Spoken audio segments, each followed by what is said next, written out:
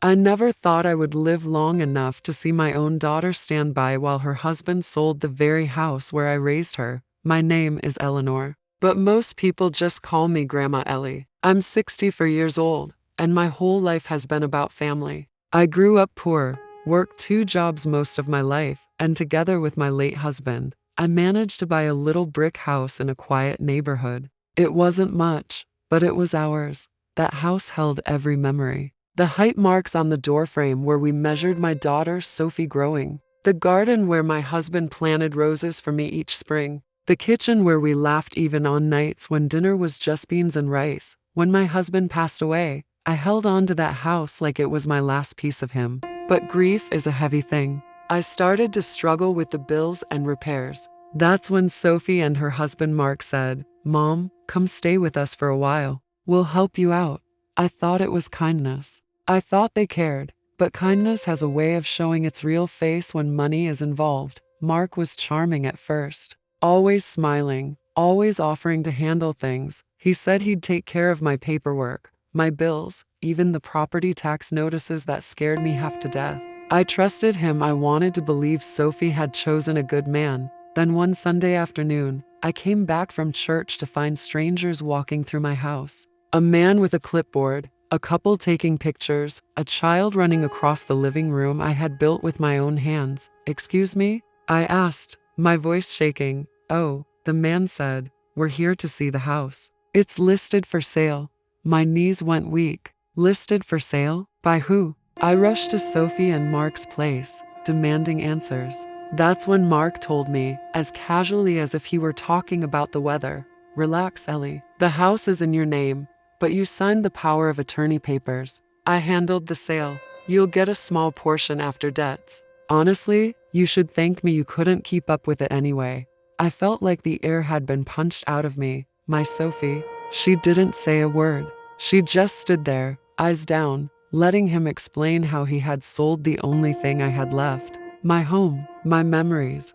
I moved into their guest room with 2 suitcases, humiliated. Mark treated me like I was an old dog they couldn't get rid of yet. Every meal, every light left on, every little thing I was an expense. He thought he had won, but Mark had no idea who he was dealing with. Living under Mark's roof was like walking on broken glass every day. He reminded me constantly that I was lucky to have a place to stay. My daughter Sophie avoided eye contact, as if shame had sealed her lips shut. I stayed quiet on the outside, but inside, I was boiling. I wasn't just mourning my husband anymore. I was mourning the respect my own child had for me. One sleepless night, I sat on the edge of that stiff guest bed, hands trembling over an old box I'd kept hidden inside my suitcase. It was filled with papers, keepsakes, little pieces of the life I thought I'd lost. At the very bottom, folded so many times the edges had gone soft, was a letter my husband had left me years before. He had written it after his first heart attack, in case he didn't make it. I had read it once and cried too hard to ever open it again. But that night, I unfolded it slowly, needing his voice. "Ellie, if you are reading this, it means life has gone the way we always feared. But I want you to remember something. I took care of you. That account we opened, the one in your maiden name, don't forget it. No one else knows about it. Use it. If the world ever turns its back on you, it's yours, and it's enough to start over." My breath caught. That account, I had forgotten all about it. It was an old savings account tied to an investment my husband had made in a small construction company. Back then it wasn't worth much, but when I went to check, I nearly fainted. Over the years, the company had grown. The account had grown with it. What I found wasn't just a little money. It was enough to live on comfortably for the rest of my life. Enough to do more than survive. Enough to fight back. And that's when I decided I wasn't going to stay silent. I spent weeks pretending to be the same quiet, tired old woman Mark thought I was. But in secret, I was meeting with lawyers. I was learning about property law, about contracts, about what Mark had done to sell my home. Turns out, he had cut corners, dirty ones. The sale had been legal on paper, but shady underneath. And then, the perfect opportunity appeared. The very construction company my husband had invested in. They were buying rental properties in the same area. I had money. I had motivation. And by God, I had a plan. Mark thought he had taken everything from me, but he had only handed me the match. And I was about to light the fire. For months, I stayed quiet in that little guest room. Mark thought he had broken me, but in truth, I was studying him. His pride, his weakness, his greed. Mark loved to brag about being a self-made man. He wasn't. He worked in mid-level property management, barely scraping by, but he strutted around like a king. I learned that the company he worked for often bid on small rental buildings. Cheap, rundown ones. So I bought one. Not in my name, of course. I used the account my husband had left me and set up a simple LLC, just like the lawyers told me. Within weeks, I was the silent owner of a small apartment building. And not just any building, one that Mark's company had been trying to get their hands on for months. When he found out they lost the bid, he cursed for days. I sat at the kitchen table sipping tea, hiding my smile. But that was just the beginning. I went further. I bought another property, and another, always just a little ahead of Mark's company, always just out of his reach. Every time he thought he had a deal, it slipped away right into my hands. The best part, he never suspected me. To him, I was just old Ellie, knitting in the corner, needing his charity. Then came the final move. One evening, he stormed into the house, slamming his briefcase on the table. "Can you believe this?" he barked at Sophie. "Some ghost company just bought the building I manage. Tripled the rent. Now every tenant's furious at me. I swear, whoever owns that place has it out for me."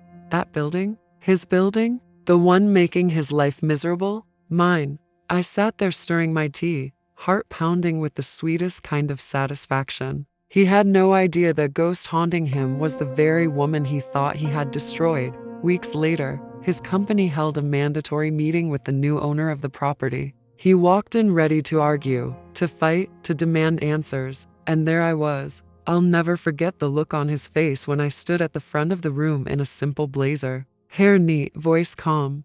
"Good afternoon," I said. "My name is Eleanor. I'm the new owner of this building."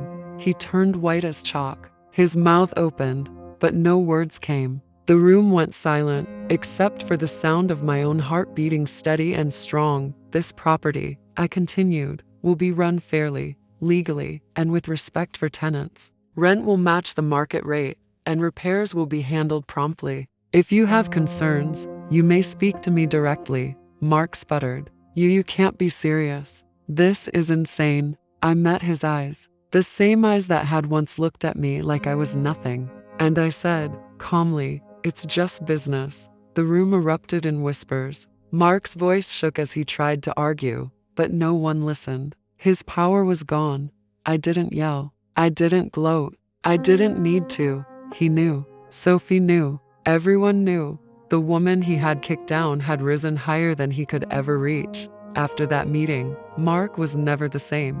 His swagger was gone. At work, people whispered about how he had been outsmarted by his own mother-in-law. At home, he walked past me like I was a ghost he couldn't escape. Sophie finally came to me one night, her eyes red from crying. "Mom," she whispered, "why didn't you tell me?" I looked at her, this woman who had once been my little girl. The one who used to run to me after falling off her bike, crying for me to kiss her scrapes better. And now she had stood by while her husband sold my house, my memories, my life, because you chose silence. I told her softly, "You chose him over me." I needed you to see what that choice cost. Tears rolled down her cheeks. "I'm sorry, Mom. I was scared. I thought if I kept quiet, things would stay peaceful. But I see now I was wrong." For a long moment, I said nothing. Just watched her, my daughter, broken in a way I couldn't fix. Mark, on the other hand, couldn't handle his humiliation.